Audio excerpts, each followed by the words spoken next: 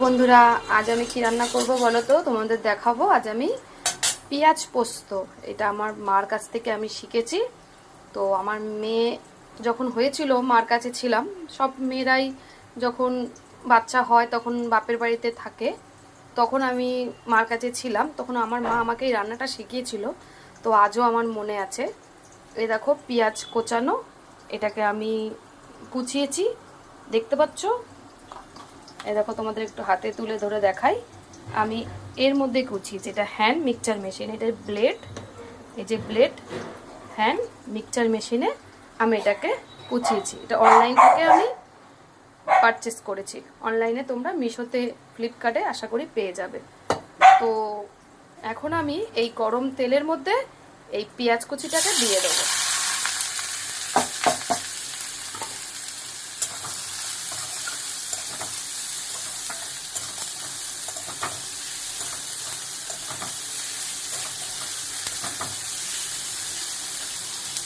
আর এদিকে আমি পোস্তটা মিক্সিতে বেটে রেখেছি, কাঁচা লঙ্কা দিয়ে একটা, আর একটা শুকনো লঙ্কা দিয়ে। এই যে পোস্ত বাটা, পোস্ত বাটা। তো এই পোস্ত, পেঁয়াজ পোস্ত করব আজকে, তোমাদেরকে সেটাই দেখাবো। বন্ধুরা দেখতে থাকো।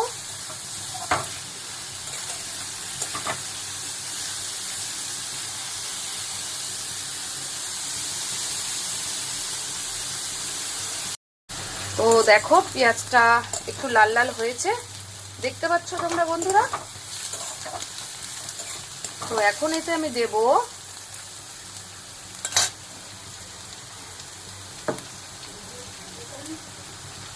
পরিমাণ মতো নুন,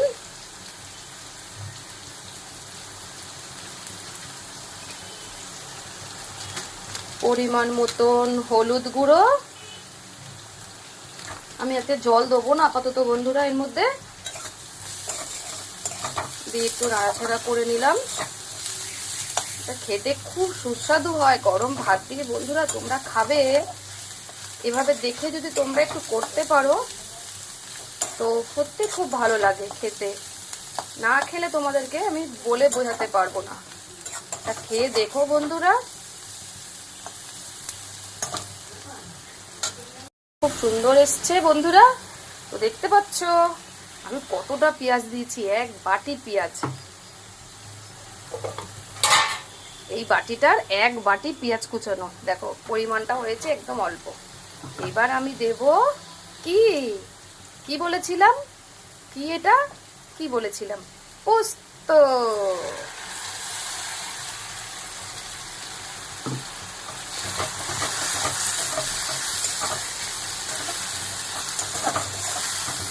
আলু পোস্ত হয়, ঝিঙে আলু পোস্ত হয়, পটল পোস্ত হয়, অনেক পোস্ত হয়। তো পেঁয়াজ পোস্ত তোমরা কে কে খেয়েছো অবশ্যই আমাকে কমেন্ট করবে, জানাবে যে দিদি ভাই আমিও পেঁয়াজ পোস্ত খেয়েছি। আর এইভাবে তোমরা বাড়িতে পেঁয়াজ পোস্তটাকে বানাবে, খুব ভালো লাগবে খেতে। দেখো আমার কথা শুনে বন্ধুরা,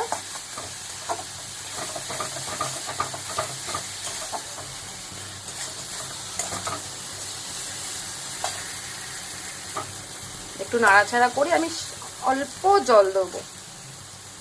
এই যে দেখতে পাচ্ছ জলের পরিমাণটা, আমি অল্প জল দিলাম। তো তোমাদেরকে বলেছিলাম কি, যে এই রান্নাটা আমার মার কাছ থেকে আমি শিখেছি। তো আমার মা আমাকে দেখিয়ে দিয়েছিল আমার ননদকে এবং আমার দাদার বউকে। ওই ঘটনাটা আমি পরে বলবো। আমার ননদকে আমি আমার দাদার বউ কেন বললাম, আমার বৌদি হয়। তো যাই হোক, ওইটা একদিন তোমাদেরকে সবাইকে বলবো অবশ্যই। তো দুজনকে আমাদের দেখিয়েছিল এই রান্নাটা, যে তোদের দুজনকে দেখালাম, তোরা দুজন আমাকে পরের দিন এই রান্নাটা করে আমাকে দেখাবি, খাওয়াবি। তো আমার দাদার বউকে পরের দিনকে করতে দিয়েছিল মা। আমার দাদার বউ যেন কি ভুল করেছিল বন্ধুরা, সব ঠিক করেছিল, ও গোটা পোস্ত দিয়ে দিয়েছিল। তখন পরের দিন আমি বলেছি না এটা গোটা পোস্ত না, মা প্রশ্ন করেছিল সুমিত্রা তুই বল এর মধ্যে কি গোটা পোস্ত না বাটা পোস্ত। তখন আমি বলেছিলাম যে না মা, বাটা পোস্ত লাগবে।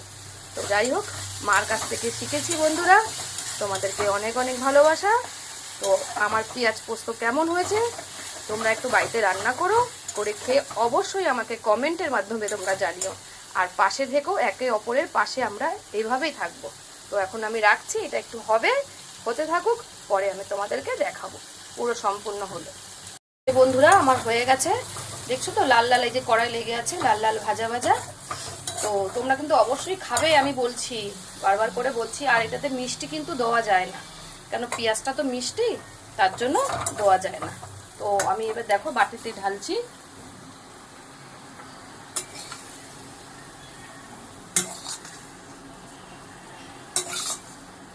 কতটা কেটেছি আর কতটা হলো দেখলে বন্ধুরা।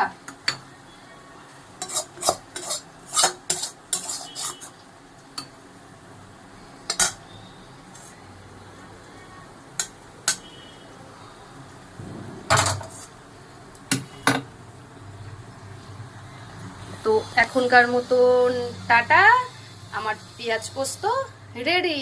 চলে আসো বন্ধুরা, কে কে খাবে আমার বাড়িতে।